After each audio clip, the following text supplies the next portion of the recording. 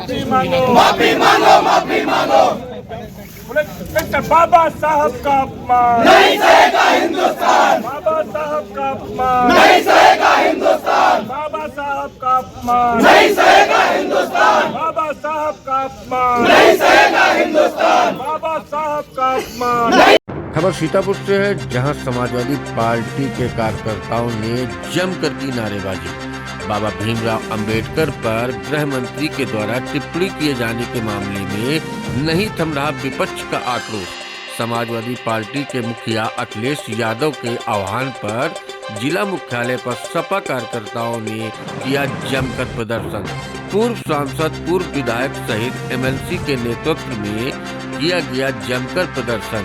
आक्रोशित सपा नेताओं के द्वारा गृह मंत्री के द्वारा क्षमा मांगने तथा इस्तीफा देने के संबंध में राष्ट्रपति को संबोधित ज्ञापन डीएम को दिया गया। जनपद के नगर कोतवाली क्षेत्र के लालबाग चौराहे का पूरा मामला बताया जा रहा है। थे हमारे पिछड़ा वर्ग महिला सभा जनपद के हमारे सारे माननीय विधायक, पूर्व विधायक, वर्तमान विधायक, सांसद, पूरा मंडल था, जिला क्या हुआ आपके साथ? साधारण पूर्वक आ रहे थे।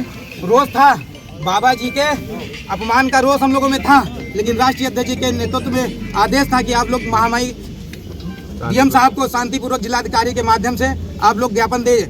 हम लोग साधारण तरीके से मैं आ रहा था, आक्रोश था, पुतला मेरे हाथ में था, लेकिन मेरी कोई ऐसी मंशा नहीं थी। लेकिन मुझको अनूप शुक्ला जो यहाँ के हैं, जो भी इंस्पेक्टर हो या ईसाई हो, जो भी हो, उन्होंने कहा मारो सालों को, ये बहुत बढ़ चुके हैं दलित पिछड़ा, ये जितना भी भगवान मानने हैं, बाबा साहब को भगवान है। अरे जिसने देश, दुनिया, मजहब को, ऊंच नीच, भेदभाव सबको हटा करके एक समान सबको लाने का काम किया, वो भगवान से कम हो सकता है?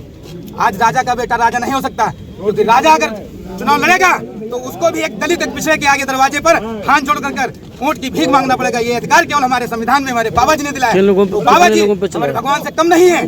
बाबा साहब के लिए कितने लोगों पे लाठीचार्ज किया? पूरे यूजन सभा के ऊपर लाठीचार्ज कर दिया। अब सब तो बोले कि मारो सालों को। डॉक्टर माफी मांगो, माफी मांगो, माफी मांगो, माफी मांगो, डॉक्टर माफी मांगो, माफी मांगो, माफी मांगो। डॉक्टर माफी मांगो।